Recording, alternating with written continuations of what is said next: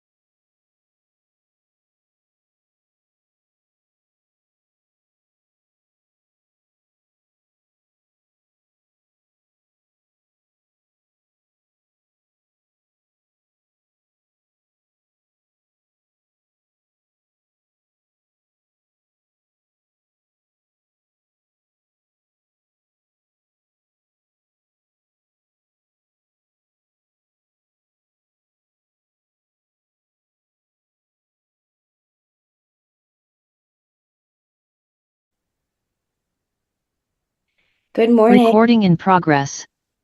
Good morning, everyone. Welcome to this meeting of the Board of Elementary and Secondary Education Budget Committee. I'd like to welcome several new members to the board. Isabella, Kristen, to the committee, to Isabella Chamberlain, member Kristen Smitty, and member Dalida Rocha. And on the call also today, we have Assistant Commissioner Bill Bell, as well as Commissioner Martinez's Chief of Staff, Lauren Secretary.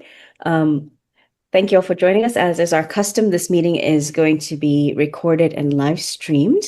And we have two budget items today. We're going to talk where Bill will just give us a background on how the budget is put together and an overview of the budget process, and then we will discuss the board's priorities. Does anyone have anything to add to those agenda items at this moment? All right. Well, in that case, I will turn the floor over to Bill. Good morning, everyone. Thanks for starting your Monday with us. I don't want to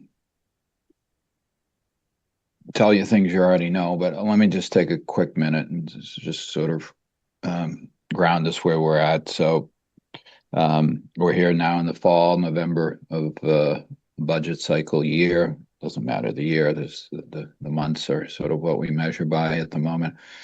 So we are well into spending on the budget that was created that started this time last year, but our fiscal 26 budget. So from last July through this upcoming June, we're spending on state appropriations signed into law by the governor this past summer. At the same time as that execution of the current budget is happening, we're in the process of building recommendations that will go to up through the Executive Office of Education, through the Executive Office for Administration and Finance, to the governor for her final recommendations to go before the legislature for the upcoming fiscal year, which will start next July. So as is the department's practice, in consultation with the board, the commissioner's priorities get discussed over in this time period for presentation up through the secretary and EOE and on to ANF and the governor. So what I'm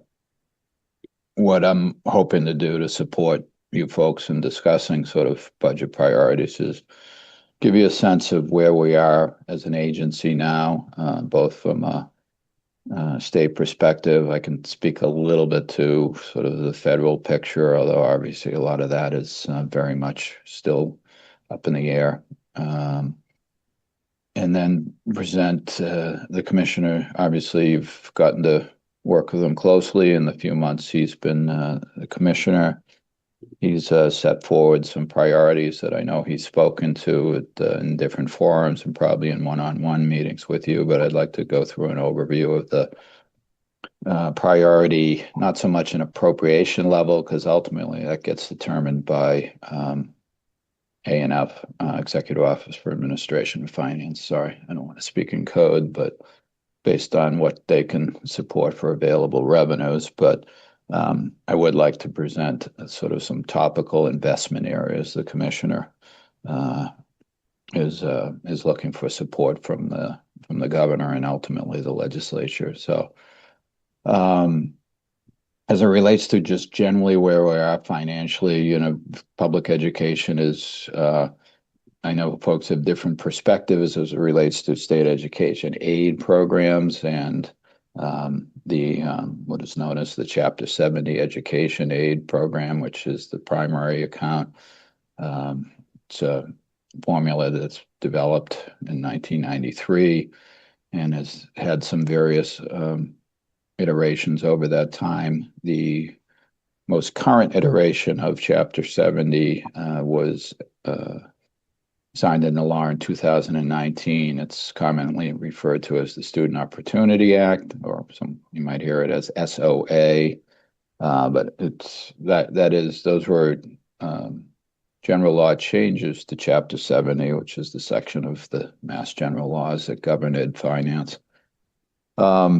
And the biggest thrust of the Student Opportunity Act is it increased rates for student populations, particularly those with special education needs, those with a low income classification, those with English uh, learning needs.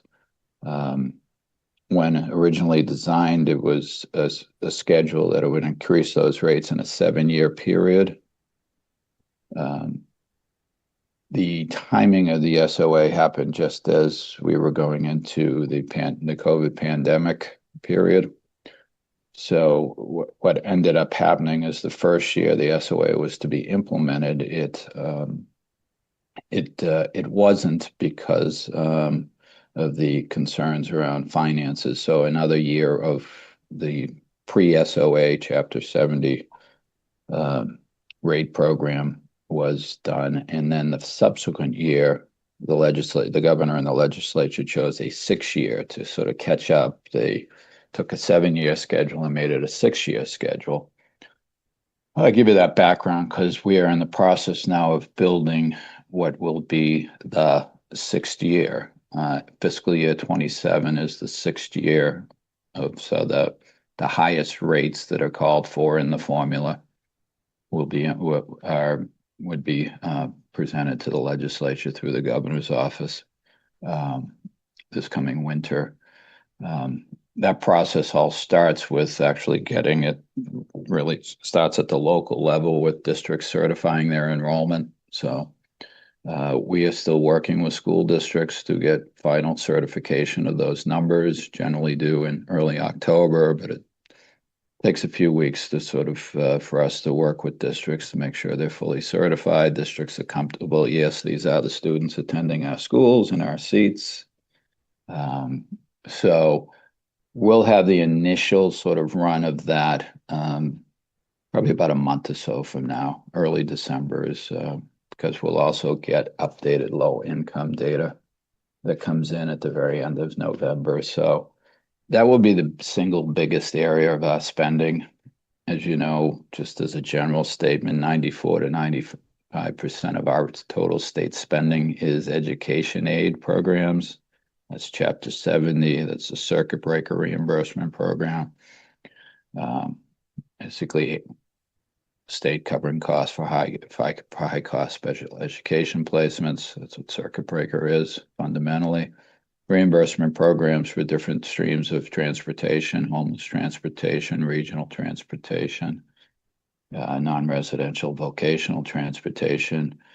And then the last piece would be our reimbursements that are provided to school districts on a 3-year schedule for students who attend charter schools. The Commonwealth backstops the outflow of those students going to charters, understanding districts can't immediately change cost structures. So this Commonwealth provides a reimbursement. It's known as charter school reimbursement, but it doesn't go to the charter schools. It goes to the local school districts, the sending districts, if you will. So that piece is sort of being developed, but we obviously as an agency one of our core missions is to support the financing of public K-12 public education. So we'll continue to advocate and work with the administration on funding levels that can be, will fully realize the Student Opportunity Act, but also as high as possible based on available revenues. So that's sort of the education side. And in addition to that, the commissioners laid out really 4 priority areas for consideration to work with the board, but also up through the board and up through the chain of command in the executive branch. And let me just touch upon each of them just briefly. I'm not the resident expert from a policy perspective, but I can certainly speak to them. The first area is, stemming from what you all know, and he's spoken to a lot about sort of where we are from a student learning perspective. He wants to really engage in partnership with school districts in academic supports really in our high schools. We have a number, multiple hundreds of low-performing high schools. He's looking for investment capital from the legislature to partner with dollars on the local level to help build and really work on interventions to improve student learning. That's probably I'm not going to put any rank priority on them. I'll just sort of lay them out there. But what's clear is we need an accelerated achievement. So, I mean, I think he's seeing it in his mind as a multi-year initiative, similar, if you will, and I'll touch upon this a sec, but for those who are familiar with the Literacy Launch Initiative, that's presented by the governor over 2 years ago now. That is designed to be a 5-year implementation schedule with new dollars each year. So area one is really in the achievement area, focusing on those schools that could benefit from in partnership. I think he's been very clear, and you've probably heard him. He doesn't see this as a state mandate or anything like that. He really sees this as a partnership where state dollars married with local dollars will hopefully improve outcomes for students. Area two is the commissioner's got a long history of working in the early college, career technical sort of areas. Massachusetts has a strong and growing early college program. We work very closely in partnership with the Executive Office of Education. Area two is really to develop, to further investment, to build upon what we have now, provide more early college programming and more opportunities for students to attend those programs. Area three is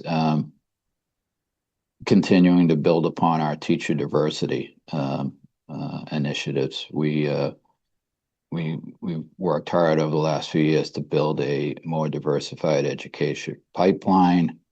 That's sort of area three that we would be looking for, continued investment. We're already invested in it, but it's building upon that. And really the fourth area, as I said earlier, just continuing back to a third year implementation schedule, funding schedule for our literacy launch initiatives. So those are the four big topical areas. Lauren, I don't know, I know is there anything you would add from the commissioner's voice for the benefit of the group? I don't think so. On purpose, these priorities are really doubling down on previous strategic initiatives and the educational vision that has been in place in BESE. And so the idea is that work is not finished. And so that work needs to continue. But these are areas where we really believe contextually, based on need, based on where the Commonwealth is right now, that doubling down, sort of double clicking on these priorities are going to have really strong impacts for students across the state moving forward. And so using those as areas to focus on while continuing the work of the agency and building upon that past growth. Thank you. So I've been doing a lot of talking, and we're, I don't know, 10 or so, 15 minutes in. That's what I would sort of lay out as openers for discussion back through you, Farzana, to the other members. We're getting a little bit later in the cycle now that we're into November. We've been working this a little, for the last month or so. We weren't able to get together as a group in October, but here we are. We're looking to sort of get your input if there are other areas you think the board should consider for the commissioner to recommend investment in. We want to capture that in this meeting, leading to sort of a broader a full board discussion at the end of the month. So I'll turn it back to the committee chair for a minute, and let's see where we want to take the discussion. And I'm sorry, I have to do one quick thing. I am listening, but I'll be right back to you. Thank you, Bill. I'm just do any of the members, Delita, members Kristen, member Isabella, do any of you have any questions or comments? I know we haven't had the perspective of having had the retreat as a backdrop to this, but I think that was a, a good summary from Bill. Lauren, do you have anything to add to the commissioner's priorities? Does anyone have questions on any of those general items at this moment? I guess I just have a comment. I think the Student Opportunity Act is a really important landmark move for Chapter 70 and for districts across Massachusetts. At the same time, I think only like 10 to 15% of districts really hugely benefit from the Student Opportunity Act, where many just get like a per pupil expenditure that is not significant. And so I think that is problematic. Thank you. I mean, I can speak to that a little bit. That issue is well understood by the department. We, obviously know sort of how, when we calculate and how the aid, when ultimately distributed, sort of where it's going. And we've seen a growing number of communities who are receiving the minimum per pupil aid that Member Smitty was just referring to. And clearly a number of communities don't feel that's sufficient. There's a growing discussion amongst public leaders about that. That's led to, in this year's current budget, we've been charged, along in partnership with the Division of Local Services, which is part of the Department of Revenue.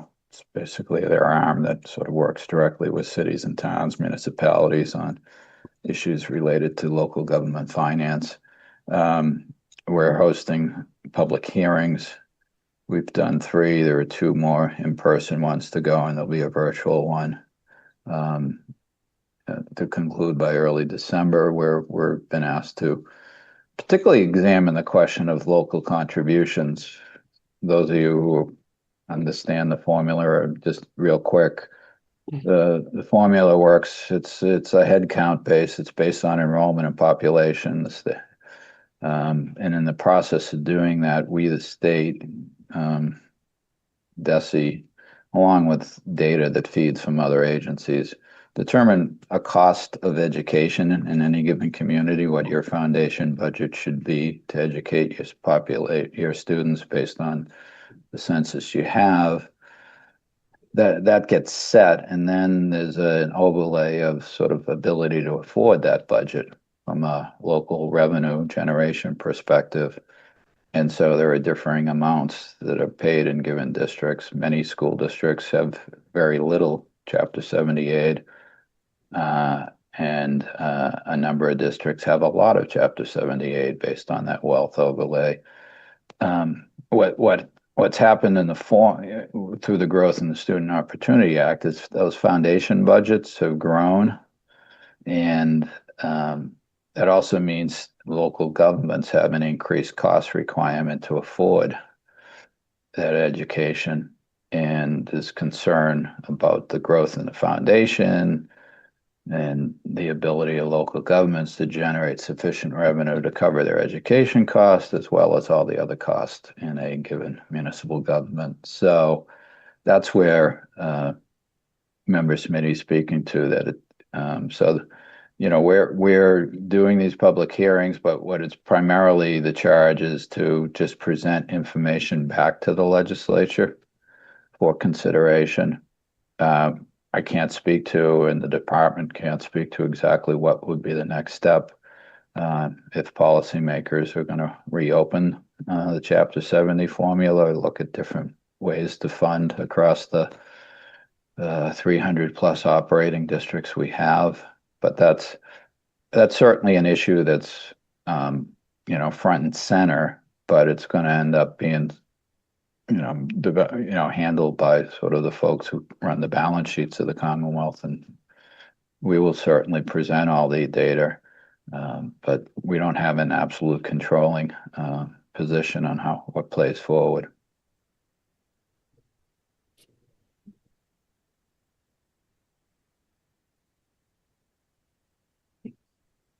Thanks. Thanks, Bill. It looks like Member Rosha has a question. Yes, thank you. More like a comment and a little question. In terms of the, one of the priorities, which is the investment in closing the student achievement gap, something that we've been talking about at the board level is high dosage of tutoring. How, I don't think we need any more sort of like studies and numbers to show how important that is. So just wondering if that is a part of that priority, but also it's important to note that, there is a correlation, and we see that, those poor performing, um, like, the students or schools, a lot of it also has to do with school buildings not being, modern enough to facilitate that learning. There's lack of natural light, air quality and ventilation, like all of those things that also interfere with students' ability to learn. So I'm just wondering if like school buildings improvement is also part of that investment. A couple of things. Your question reminds me, I'm a little remiss in my opening comments. What I'm speaking to in terms of these, additional things are actually on top of a number of areas of spending that are already supported, either through general fund or, the incremental dollars that have come from the fair share program. So a continuation of that early literacy, high dosage tutoring initiative is designed to continue into 2027 as well, Member Rosha. So that's not going away. It's just I'm speaking in terms of, or at least planned to be. I don't make the final budget calls, but my understanding is the administration wants to continue that initiative. As it relates to the facility cost, I mean, we understand the issue.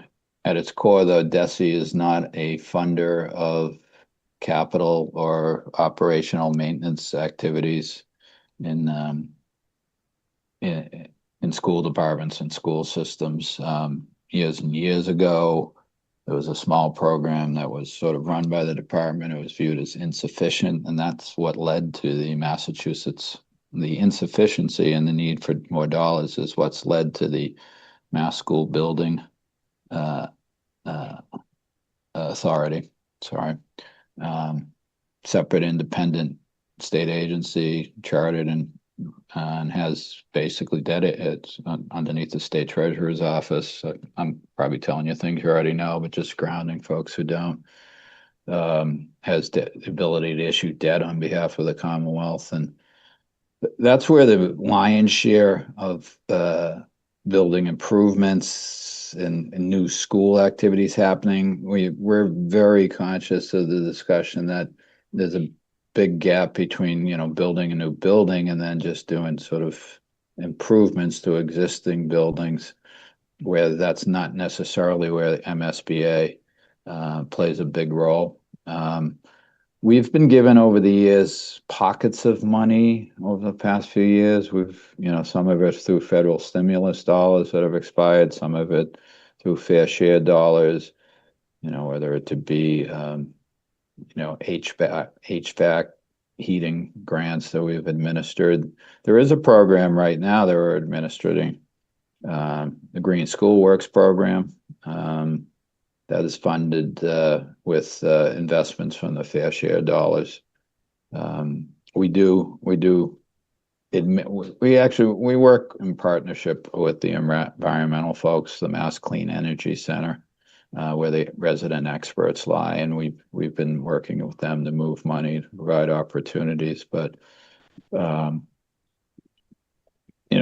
don't see. I mean,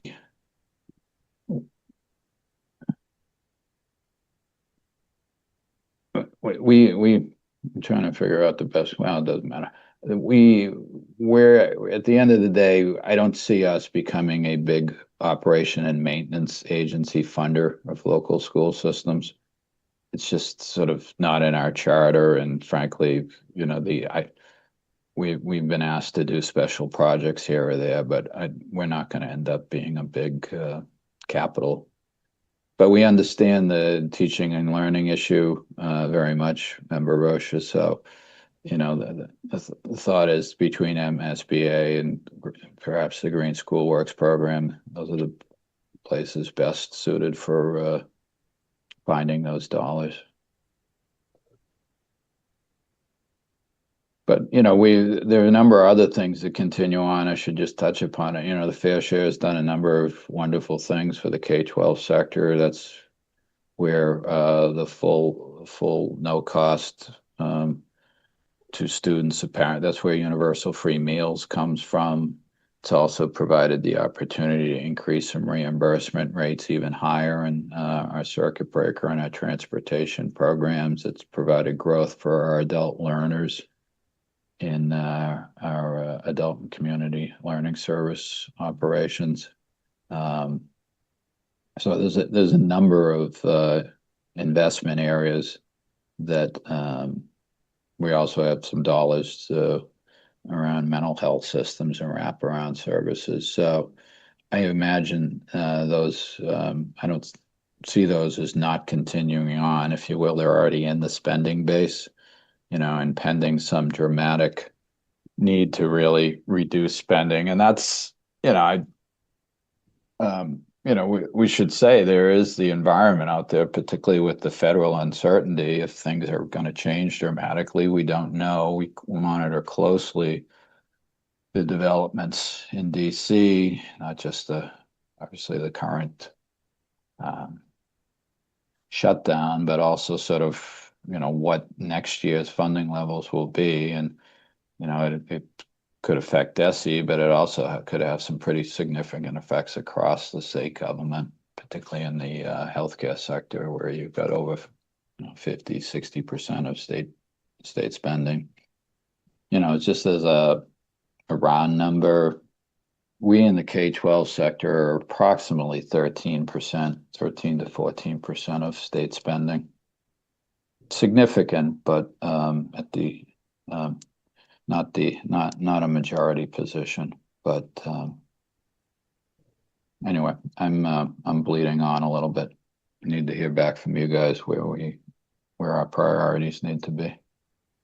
Actually, Bill, if there were impacts from what's happening at the federal level, what percentage of our budget would that affect?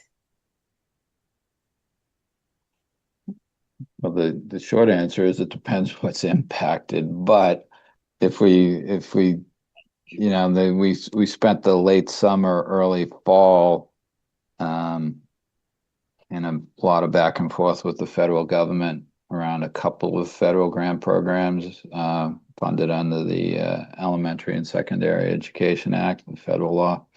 It was Title II, where funds really are for teacher development, teacher professional learning, and Title III, which is support for English language learners.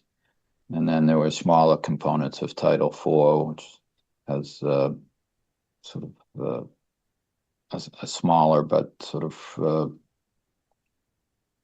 support for sort of new learning programs and different array of stuff we run.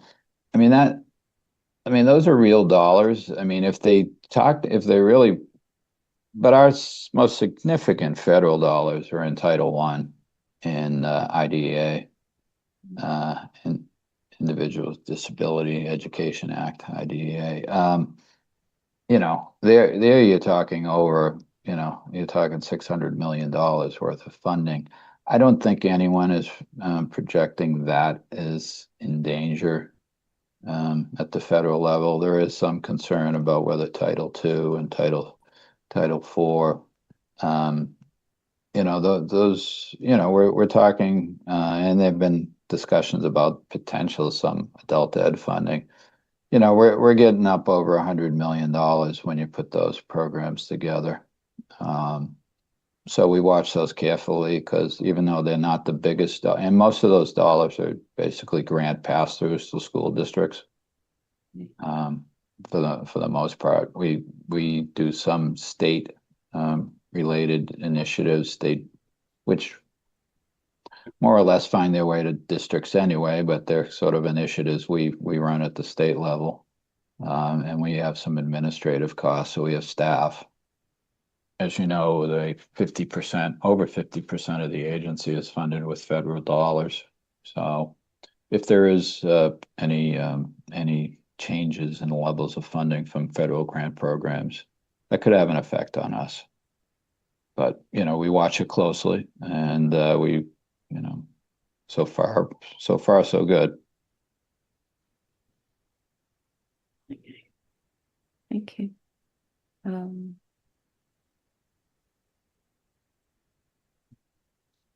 Member Smitty and Member Rocha, were your questions answered? And then Member Smitty, did you have anything to add? And then I'll turn back to,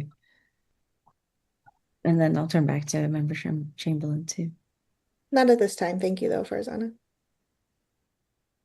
Member Chamberlain, did you have any kind of questions or comments at this time, or things that you're curious about? No, not at this time. I think the question that you just brought up was probably my main question, but that was answered. So thank you. Member Roche? I will offer the commissioner has got deep connections in the broader, federal sort of multi-state education leadership environment.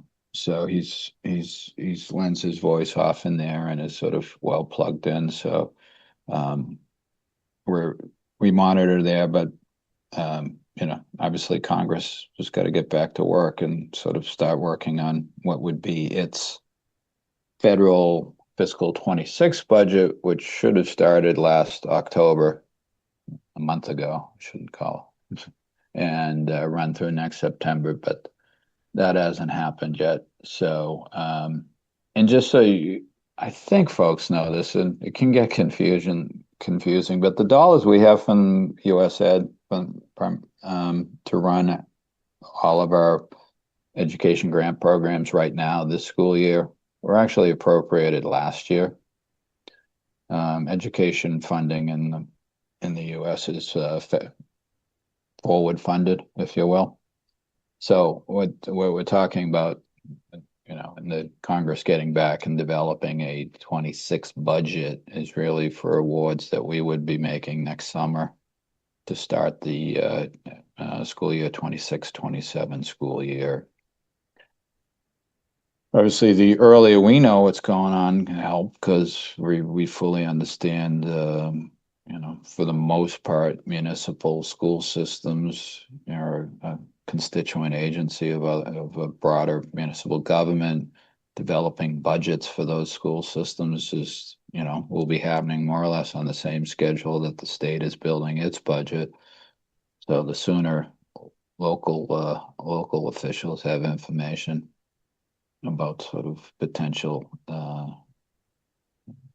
funding levels, the better off we are. That's why, when we publish, the biggest piece that people pay attention to with us is, and through the Department of Revenue, is when the Chapter 70 numbers are published in the governor's budget. That's kind of sets the baseline for what communities should be expecting. And, the House and the Senate will both have their opportunities to present their versions of the spending plan. And sometimes there's changes. The most, as it relates to Chapter 70, so much is driven by the rate schedules and the Student Opportunity Act. But, back to Member Smitty's comment about, per pupil aid, minimum aid, the legislature has over the past year or so tried to sort of up that value. Where right now it's in this year's aid distribution, it's $150 per student. Still, in many folks' eyes who receive it, well insufficient, but that's the number. That number has sort of been from the 30 to 75 to $104 and now to 150. Over the lifetime I've been working with the department.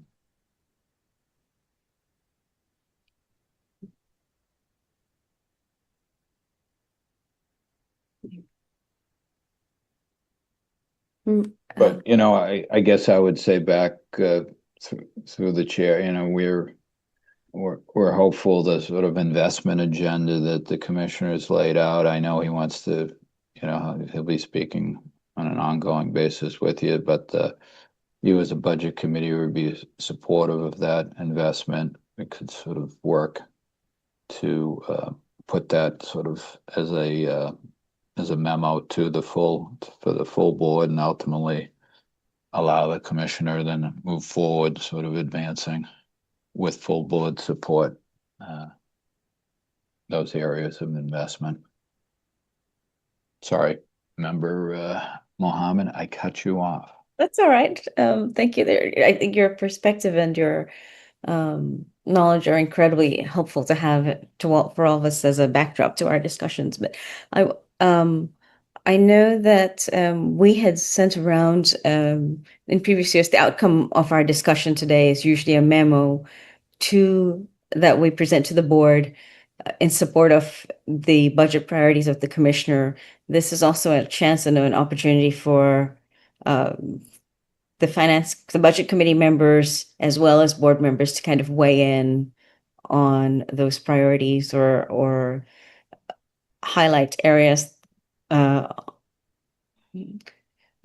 of concern, but areas that they would like to discuss more fully. So if there are any thoughts that any of you have on any aspects of the budget, please feel free to bring them up now, and we'll make sure they get that we communicate those jointly.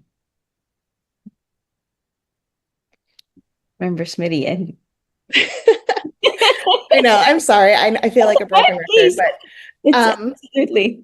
I guess from our last board meeting, it struck me when we were looking at the map of the impact of professional development with special ed and science that Western Mass and the Cape were not supported in those initiatives. And the commissioner pointed to resources as the reason why, which, supports the idea of ensuring that we make a recommendation that rural school aid is fully funded, because rural school aid, per the Commission on Rural Schools, is supposed to be funded at 60 million to ensure equity for students in rural communities, because it is research-based that it costs more to educate students in rural settings, because the formula that is presented is for an ideal school, and rural schools don't have the population to meet that ideal school model. So what ends up happening is rural schools, like from the Cape and Western Mass, get highly disadvantaged. And so I feel it's really important that we ensure equity by supporting the rural school fully funded amount of 60 million in our recommendations. And that would support, interventions on student learning, early college opportunities for rural schools. I feel like it's not separate, but it is, it's a distinction that should be made. No, thank you for that.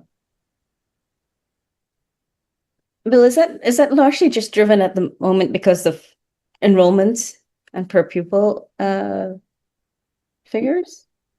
The rural school aid level of the funding level it receives right now?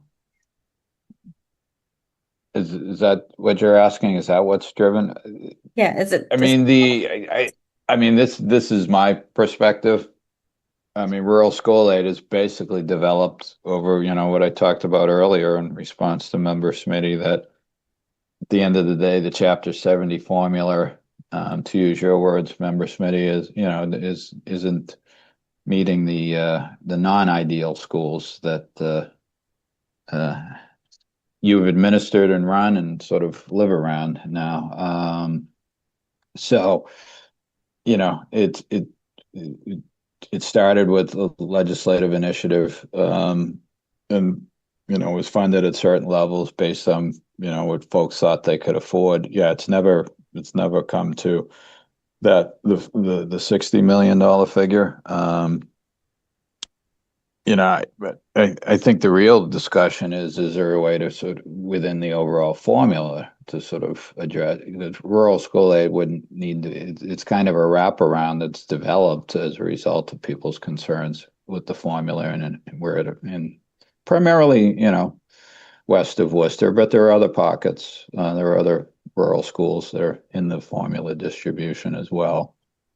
But, we'll see. I mean, I think it's perfectly appropriate for the board to sort of, speak to that, and we'll, in consultation, the department can then sort of work with EOE and A&F and the governor's office. Obviously, the legislature, they have a very strong advocacy, and they can play a role in what the governor recommends isn't always what the final budget is. So this. We'll see where that goes. Thank you, Bill.